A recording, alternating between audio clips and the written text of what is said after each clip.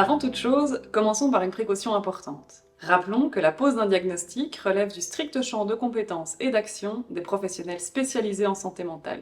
Dès lors, quel que soit le secteur dans lequel nous travaillons, il est important de tenir à distance, autant que possible, le réflexe que nous pouvons toutes et tous avoir et qui consiste à interpréter des comportements en faisant d'initiative un rapprochement avec une étiquette diagnostique dont on aurait déjà entendu parler. Si on peut se réjouir de la libération de la parole autour des problématiques de santé mentale, et si on peut aujourd'hui bénéficier de l'accès à de nombreux contenus de vulgarisation sur la santé mentale, notamment sur Internet et sur les réseaux sociaux, cet important mouvement de déstigmatisation pourrait s'avérer contre-productif s'il n'allait pas de pair avec une grande vigilance à l'égard des usages potentiellement abusifs du diagnostic. En effet, ce qu'on appelle parfois le diagnostic sauvage, de même que la tendance à l'autodiagnostic, peuvent représenter des dérives de ce phénomène. Cette question du diagnostic s'avère particulièrement épineuse concernant les publics plus jeunes. S'il n'existe pas une frontière nette, mais un continuum entre le normal et le pathologique, il est d'autant plus délicat pour des enfants ou des ados de considérer une difficulté, un comportement problématique ou encore une souffrance comme le symptôme d'un trouble avéré, alors que les enfants et les adolescents sont précisément en plein développement. De plus, en ce qui concerne les ados en particulier,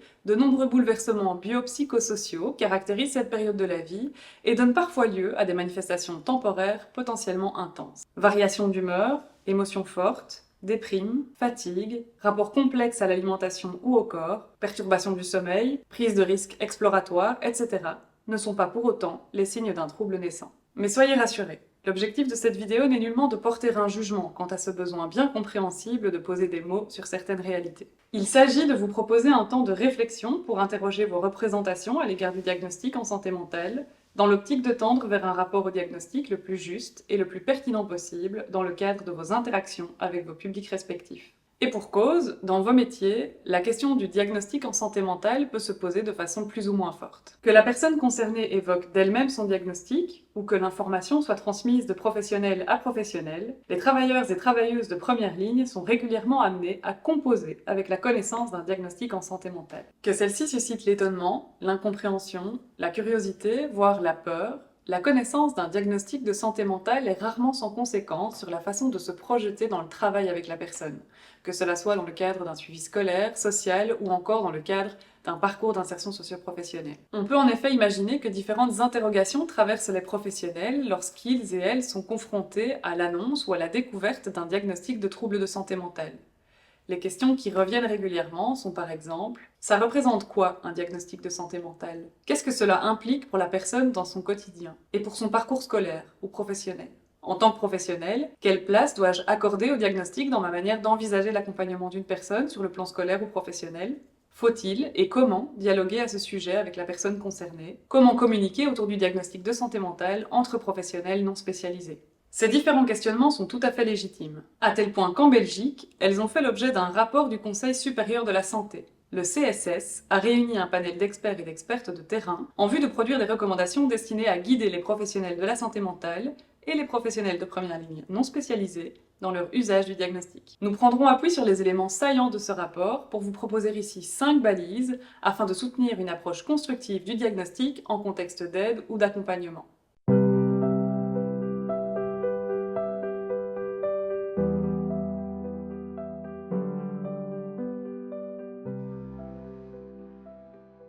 Le CSS stipule que l'un des écueils les plus fréquents relatifs au diagnostic n'est autre que l'essentialisation.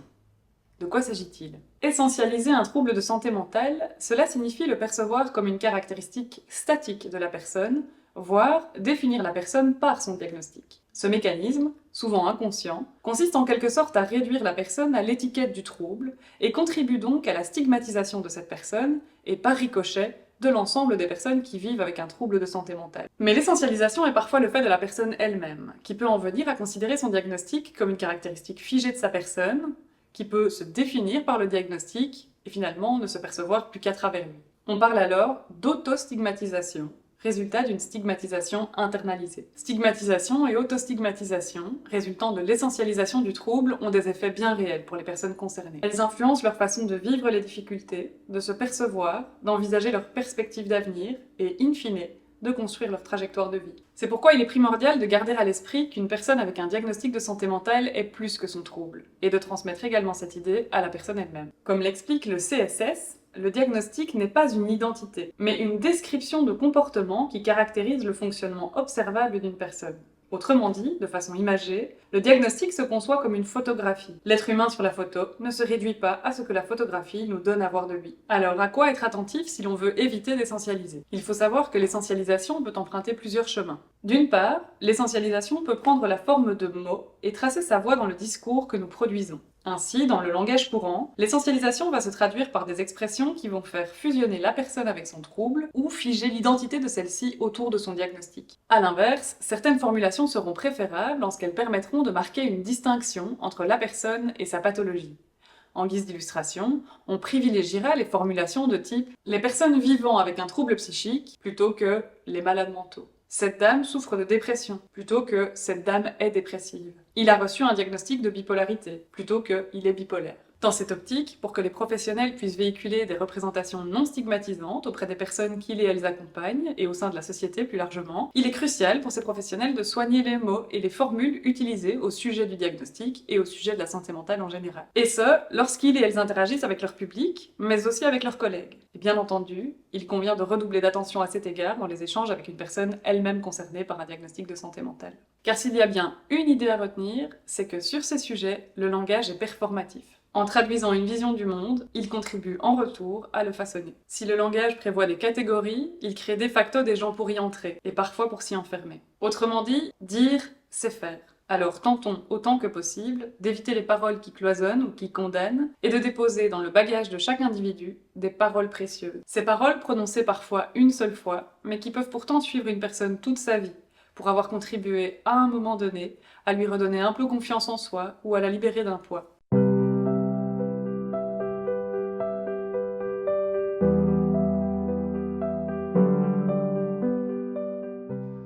Face à un comportement inhabituel d'une personne, une difficulté passagère ou une émotion vive, il peut être tentant de l'interpréter à l'aune de son diagnostic. L'expression de la colère, l'agressivité par exemple, lorsqu'elle est le fait d'une personne porteuse d'un diagnostic en santé mentale, est presque automatiquement considérée comme un prolongement ou une manifestation du trouble. Alors qu'on cherche peut-être simplement à excuser un comportement débordant, ce raisonnement a priori induit pourtant, même involontairement, une délégitimation de l'émotion exprimée. Et si la personne avait des raisons d'être en colère? Est-il encore possible de les entendre si le diagnostic s'impose comme la raison à tout? Dans le même ordre d'idées, il ne s'agit pas non plus de voir dans tout problème rencontré par la personne, un conflit ou une tension relationnelle, une difficulté ou une inadéquation sur le plan professionnel, une baisse de morale ou de motivation, un pic de stress ou une inquiétude importante, une conséquence directe et univoque de son trouble. Et pour cause, cela contribue à isoler la personne dans une lecture individualisante et donc possiblement culpabilisante des faits, et peut contribuer à la confiner dans une situation problématique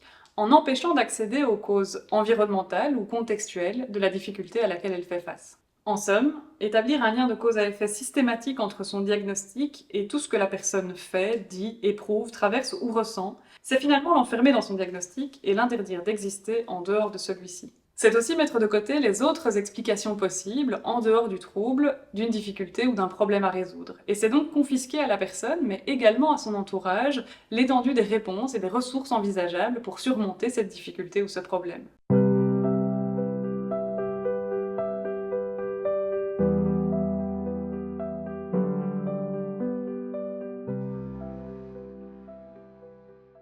Reprenons la métaphore de la photographie pour en venir à un troisième élément important quant à la façon dont on peut appréhender un diagnostic de santé mentale. La photographie est un instantané. À ce titre, elle dit quelque chose du présent au moment du flash. De la même façon, le diagnostic tente de décrire ce qui est observé au moment où il est posé. Le CSS rappelle que tout diagnostic est potentiellement évolutif. D'abord parce que certains diagnostics désignent des troubles modérés, réactionnels et passagers, de sorte qu'ils sont valables dans un temps donné. Ainsi, il arrive que des personnes traversent un épisode de dépression ou d'anxiété, par exemple, qui aura un début et une fin, et qui pourra ou non se reproduire. Une personne qui décompense pourra connaître un épisode psychotique isolé, avec par exemple des délires ou des hallucinations, qui ne sera peut-être suivi d'aucune récidive.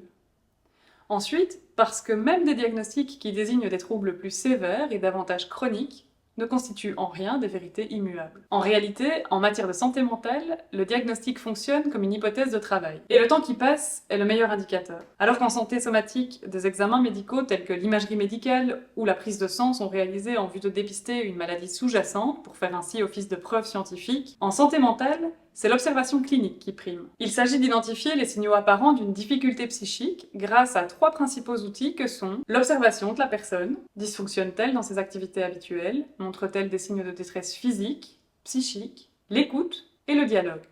Les symptômes observés seront alors interprétés par un ou une professionnelle spécialisée en santé mentale au moyen de grilles de lecture diagnostiques pour tenter de proposer des réponses les plus pertinentes possibles. Un diagnostic est donc posé à un instant T et susceptible d'être plus tard réévalué, sans que cela ne remette en question la pertinence qu'il pouvait avoir au moment où il a été émis. Tout diagnostic peut potentiellement être remis en question au gré des événements de vie de la personne, de l'évolution de son état, ainsi que des observations des spécialistes qui s'affinent avec le temps.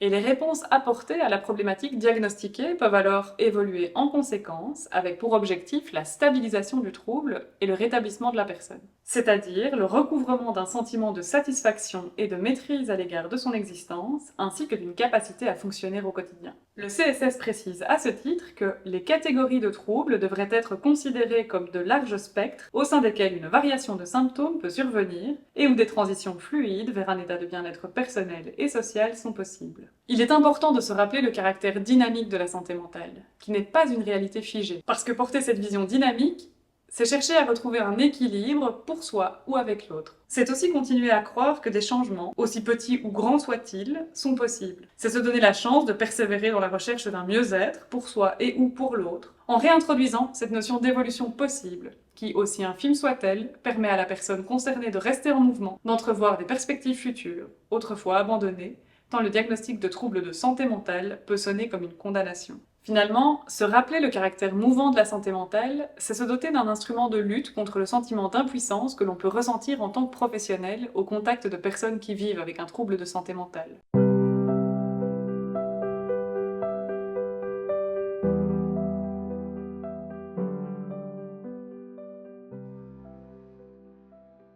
Le CSS nous rappelle que les catégories diagnostiques regroupent des manifestations potentiellement variées chez une même personne en fonction du contexte, en fonction du moment, mais également potentiellement très variables d'une personne à l'autre. En effet, 2 individus avec le même diagnostic ne vivront pas et n'exprimeront pas le trouble de la même façon. C'est bien toute une série de facteurs individuels et environnementaux qui influent sur la manière dont le trouble est vécu et se manifeste, de sorte que chaque personne vit son trouble de façon unique. Ces facteurs sont liés à sa personnalité et son tempérament, son histoire, ses expériences passées, l'éducation que la personne a reçue, son contexte de vie présent, son âge, les ressources dont la personne dispose, le genre auquel elle appartient, les obstacles qu'elle va rencontrer, le contexte familial dans lequel elle vit, la société et l'univers culturel qui l'entoure, etc. Bref, tout ce qui fait que cette personne est cette personne et pas une autre, et que la présence d'un quelconque diagnostic ne vient pas gommer ou diluer. Aussi n'existe-t-il pas de recette toute faite en santé mentale, mais des réponses au cas par cas à créer avec chaque individu dans toute sa spécificité. C'est pourquoi le plus important, c'est de maintenir une posture d'accueil qui vise à rejoindre la personne dans ce qu'elle vit, elle, singulièrement. Pour ce faire, il peut être intéressant dans un premier temps d'identifier les projections et les représentations stéréotypées qu'évoquent en nous les diagnostics les plus couramment nommés. Dans la presse, dans les films, dans la littérature, sur internet, et ce, pour pouvoir les mettre de côté ensuite. La majorité des troubles ont en effet des réputations tenaces, fondées sur des clichés qui ont imprégné l'imaginaire collectif. Si vous faites l'exercice de fermer les yeux quelques secondes, quels mots ou quelles images vous viennent en tête quand vous entendez le mot dépression, bipolarité, trouble anxieux, trouble de l'attention ou encore schizophrénie? En général, ce sont des images quelque peu clichés, souvent réductrices, qui apparaissent dans nos esprits. Dès lors, envisager l'orientation scolaire ou socio-professionnelle d'une personne à partir d'idées reçues associées à une étiquette diagnostique présente le risque de fermer des portes trop rapidement, de faire erronément une croix sur certaines perspectives, par peur, crainte, a priori, ou même par volonté de protéger la personne porteuse du diagnostic. Bien entendu, il ne s'agit pas d'affirmer que des freins n'existent pas, que des contraintes ou contre-indications ne seront pas à prendre en compte, voire même que certaines voies ne seront pas effectivement à éviter. Mais ces voies ne seront peut-être pas celles qu'on aurait crues, les freins pas là où on les aurait imaginés, et les contre-indications peuvent être contre-intuitives. En réalité, il ne nous sera possible de les identifier qu'en apprenant à connaître la personne et en lui donnant l'occasion de nous donner à comprendre comment elle vit et fonctionne avec son trouble. En tant que professionnels, nous pouvons également nous appuyer sur nos expériences passées, tout en les relativisant et en prenant distance. En effet, si nos expériences passées contribuent inévitablement, elles aussi, à forger nos représentations et à déterminer nos attentes autant que nos craintes, il ne s'agit nullement de les mettre à la poubelle à chaque nouvelle rencontre. Heureusement, nos expériences nous permettent d'engranger des apprentissages. Aussi est-il naturel d'avoir tendance à projeter sur une personne ce qui a pu fonctionner ou échouer avec une personne rencontrée précédemment et qui présentait le même type de problématique, voire le même diagnostic. Les expériences qui s'accumulent se sédimentent pour nous donner des bases de plus en plus solides sur lesquelles il est utile de pouvoir prendre appui. Simplement, sur ces bases, les questions de santé mentale ne se départissent jamais d'une approche sur mesure. Elles impliquent en permanence de tricoter, en mêlant d'une part la pelote d'expériences acquises et d'autre part le fil à suivre et à tirer petit à petit avec chaque nouvelle personne à la recherche de la découverte de sa façon à elle, toute personnelle et toujours unique, de vivre avec sa pathologie. Alors si la personne accepte d'en parler, plutôt que de faire peur ou de braquer, on peut espérer que la connaissance de l'existence d'un diagnostic et cette fonction pour le ou la professionnelle non spécialisée d'ouvrir un dialogue et d'apprendre à connaître la personne ainsi que sa façon de fonctionner avec le trouble diagnostiqué.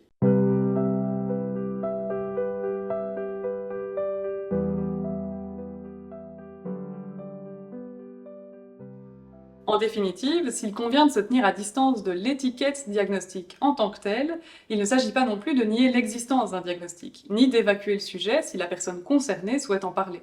Considérons que si le diagnostic constitue un sujet pour la personne, on peut partir du principe que c'en est un également pour le ou la professionnelle amenée à l'accompagner dans un secteur ou dans un autre. Il est constructif de pouvoir reconnaître là où les fonctions que le diagnostic remplit dans la trajectoire de la personne. L'existence d'un diagnostic de santé mentale a pour première fonction de permettre la reconnaissance et la légitimation d'une difficulté, d'une souffrance ou d'un dysfonctionnement.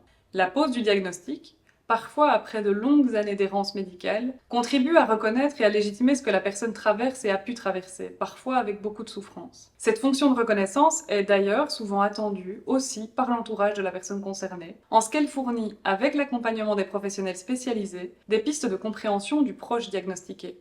Le diagnostic permet en outre souvent de se sentir moins seul ou moins isolé dans sa réalité. Si cela a un nom, c'est que d'autres personnes vivent des choses semblables. Et il est alors possible de s'identifier, y compris positivement, à d'autres personnes qui ont reçu un diagnostic et qui ont pu trouver des ressources. Le diagnostic, une fois posé, permet par essai-erreur la recherche de solutions, de ressources pour tenter de retrouver un équilibre de vie avec le trouble diagnostiqué. Ces ressources peuvent être variées. Parfois, mais pas toujours, il s'agira d'une médication, parfois d'une thérapie, seule ou en groupe, parfois il s'agira de recréer du lien social autour de la personne, etc. Parfois, plusieurs de ces tentatives de réponse seront amenées à s'articuler. Quoi qu'il en soit, dans l'échange avec la personne concernée, il est important de pouvoir laisser la juste place nécessaire au diagnostic, quel qu'il soit, pour continuer à remplir ses fonctions essentielles.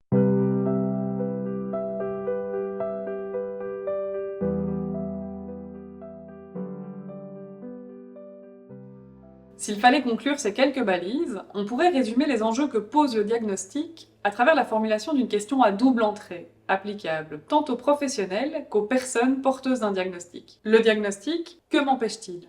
Le diagnostic, que me permet-il ? Commençons par se poser ces questions en tant que professionnels. D'un côté, il s'agit de se demander ce que le diagnostic, une fois connu, a d'emblée empêché, limité, réduit, refermé ou crispé chez soi en tant que professionnel de façon presque automatique. Cela permet de conscientiser l'effet limitant que la connaissance du diagnostic a potentiellement eu sur la façon d'envisager le travail avec la personne concernée. Une fois conscient ou consciente de ces limites ou entraves posées a priori, il sera plus facile de se remettre en question pour les faire bouger a posteriori en cours d'accompagnement. D'un autre côté, se demander ce que le diagnostic a permis ou permet, c'est identifier la façon dont il va pouvoir ouvrir au dialogue, être une porte d'entrée par laquelle tenter de rejoindre l'autre dans ce qu'il vit pour l'accompagner au mieux.